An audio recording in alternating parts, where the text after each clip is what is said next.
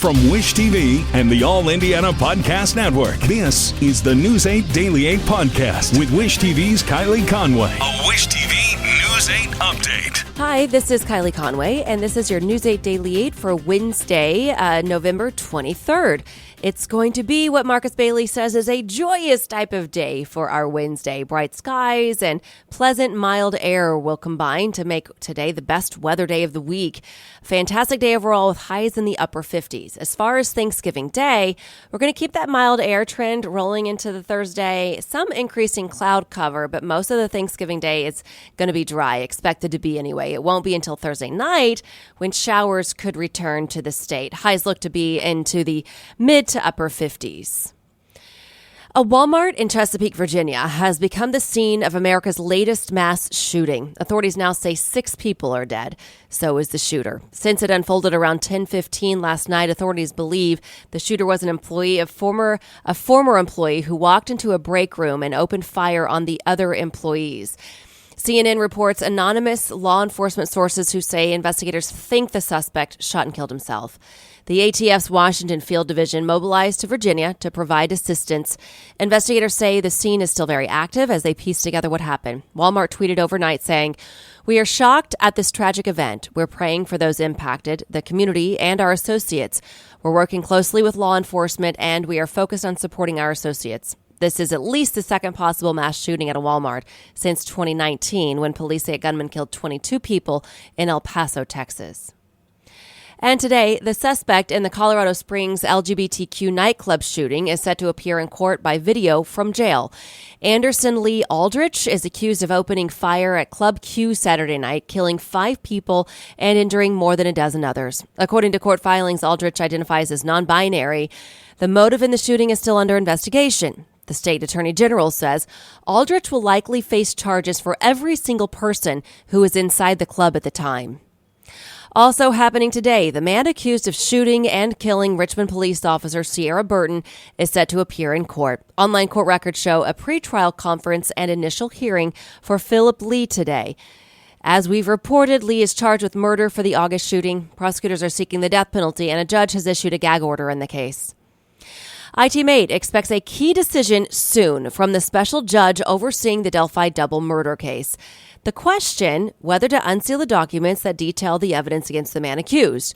The suspect, Richard Allen, appeared in a Carroll County courtroom yesterday to hear the arguments.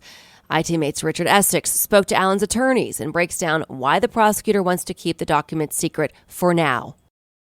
That was news to us. So whoever was in that room listening to the prosecutor talk about a second person, that's news to us. Richard Allen entered the Carroll County Courthouse in shackles, his hands bound by chains to a bulletproof vest for his safety. The 50-year-old man charged with the 2017 murders of Abby Williams and Libby German never said a word once inside the courtroom.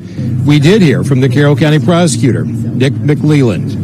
He confirmed the names of additional suspects, names of witnesses, some of them juveniles, and investigative information are in the probable cause that's been shielded from the public view for nearly a month. He did offer a redacted version for the probable cause for the judge's inspection. Allen's court-appointed lawyer said investigators asked for the public's help. Now he believes the probable cause could help Allen. It's important because somebody might read something, a line about, you're going to see maybe about a vehicle or about a person or about a time frame, and it might ring a bell, something that they hadn't thought of before. Baldwin and his co-counsel, Brad Rosie, accepted the case just a week ago.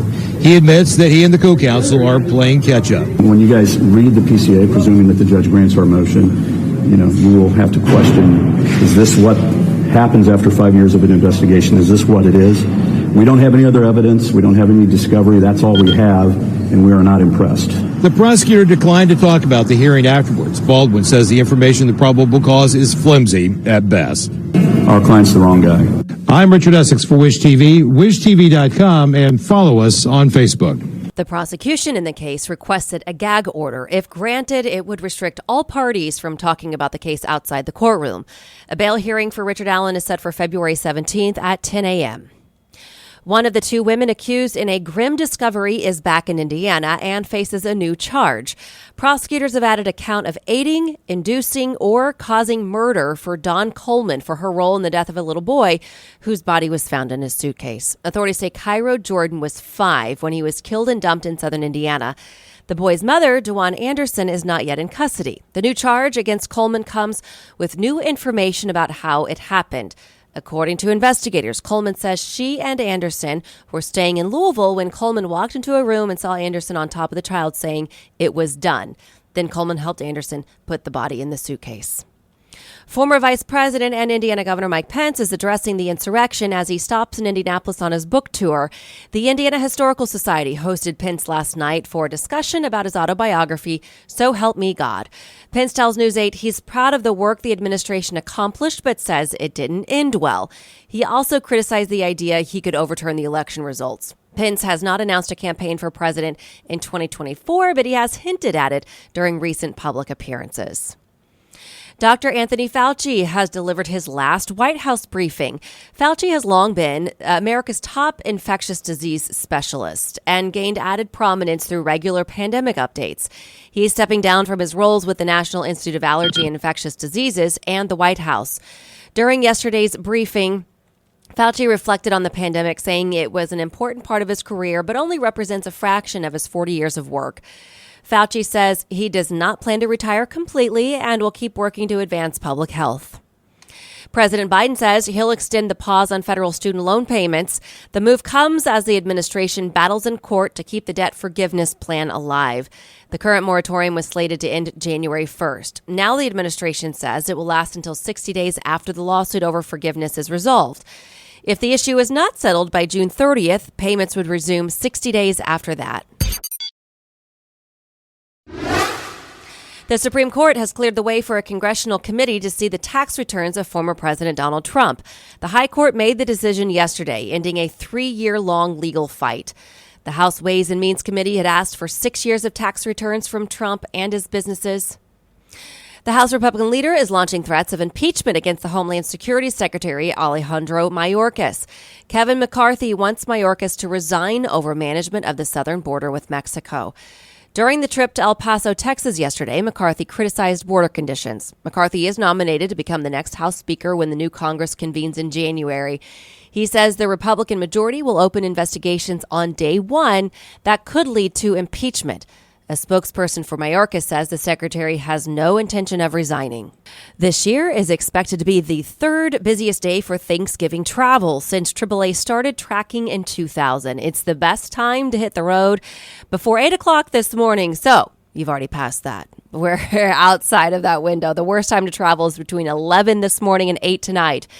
This year, AAA expects almost 55 million people to travel 50 miles or more for Thanksgiving. 49 million of those people will be going by car.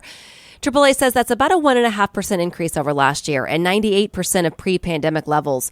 Air travel is up 8% from last year, and AAA is expecting a 23% increase in people traveling by bus, train, or cruise ship. The second highest holiday travel ever was in 2019. So AAA says this is a good sign we're getting back to where things were before the pandemic. When it comes to gas prices, they are historically high, but actually dipped slightly here in Indiana over the last week. Right now, Gas Buddy says the average price in our state is $3.77. Still, AAA says that's up from a year ago. Expect to see more officers on the roads, too. Indiana State Police is upping patrols now through New Year's Day. It's part of the Safe Travel campaign to deter any drunk driving, promote seatbelt use, and just safety on the roads with all of the added drivers. AAA suggests giving yourself extra time to get where you're going. Avoid peak travel times, basically the middle of the day and after work hours, and plan to pack your patience.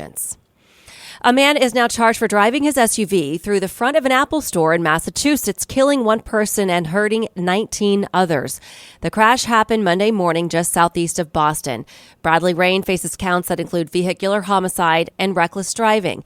He pleaded not guilty during his arraignment. According to police, Rain claims he was looking for another store when his foot got stuck on the accelerator. He says he tried to use his other foot to stop but couldn't and crashed through the window of the Apple store, killing a 65-year-old man. Apple shared a statement after the crash saying it was devastated and shocked. A pilot and a meteorologist who worked for a North Carolina TV station are dead after a news helicopter crashed. There is video from the scene. It shows the wreckage where it landed. It was next to a busy highway. Officials say pilot Chip Tayag and meteorologist Jason Myers from WBTV died. Their colleagues confirmed the news while covering the crash live on air, uninterrupted for hours. The station says Tayag had been a pilot for more than 20 years. Local police called him a hero for avoiding the roadway in his final moments. The cause of the crash is under investigation. And to business headlines now, the Labor Department will release the number of new jobless claims for last week. Expectations are for 225,000, up slightly from the previous week, and indicating a labor market that remains tight. Continuing claims, which track the total number of workers collecting unemployment benefits, are expected to rise for the sixth consecutive week to the highest since March 26th. Don't plan on doing as much in-person bargain hunting on Thanksgiving as years past. Many major retailers will shut their brick-and-mortar stores tomorrow.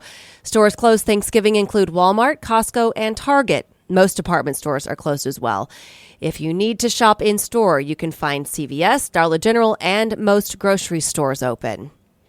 The biggest concern for automotive dealers when it comes to electrifying the used car market is the high price of electric vehicles. In the report, Startline said 58% of dealers believe EVs are too expensive when compared with gasoline-powered cars. Dealers are also concerned about the lack of charging stations. HP is laying off 4,000 to 6,000 employees globally over the next 3 years. HP's cost-cutting gesture comes 3 years after it reduced headcount by up to 9,000. The company reported weakness in commercial and consumer PC sales. And Krispy Kreme will introduce 3 new holiday donuts along with its Santa's Bake Shop collection to its lineup of sweet treats. The donut maker is announcing sugar cookie, gingerbread cookie crumb, and red velvet cake donuts. The Santa Belly donut is so cute, and chocolate iced with holiday sprinkles are also a part of the collection, which are available at participating shops beginning November 25th. And in Pacers watch tonight, the team plays for a 6th straight win. Indiana hosts the Minnesota Timberwolves, who are also hot, winning 4 in a row. The Pacers are coming off back-to-back game victories over the Magic. Tonight's game tips off at 7 at Gainbridge Fieldhouse. Indianapolis landed another huge hoops event. The city's set to host the men's Final Four in 2029.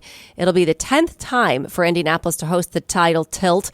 The games are March 31st and April 2nd at Lucas Oil Stadium. The city is also hosting the 2026 men's Final Four and, as first reported this week, the 2028 women's Final Four.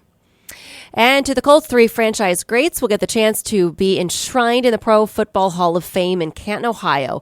Reggie Wayne, Dwight Freeney, and Robert Mathis were all named semifinalists for the 2023 class. They joined 25 other players in the largest list of semifinalists since 2004. The list will be reduced to 15 before final voting early next year.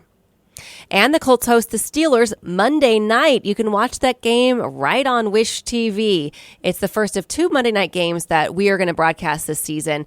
Special coverage starts Monday at 4 with sports director Anthony Calhoun, followed by kickoff at 8:20.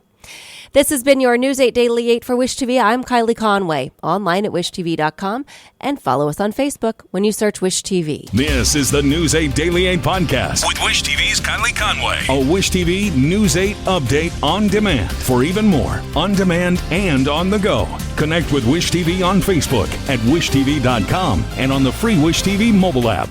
Thank you for listening, and be sure to like, subscribe, and follow this podcast for updates every weekday morning on the All Indiana Podcast Network and wherever you get your podcast.